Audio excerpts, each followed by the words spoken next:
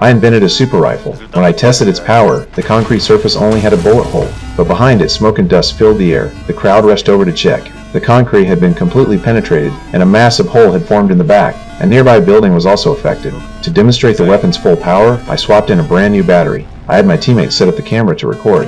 I fired the trigger repeatedly.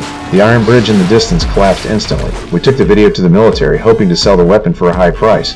The officer said the video was fake and demanded I bring the weapon to the range for testing. When I pulled out the battery-powered toy gun, the officer's face showed nothing but disdain. I calmly aimed at a heavy tank and pulled the trigger.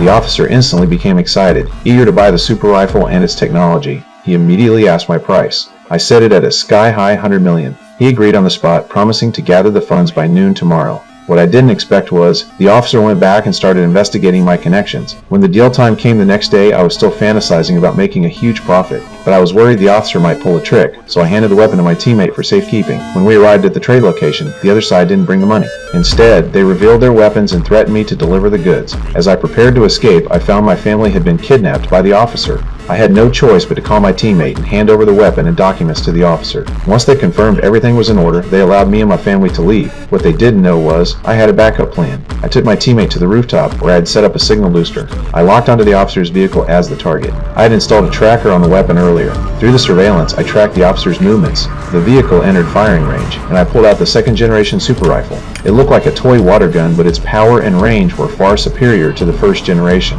Before the people in the car could react, I already pulled the trigger.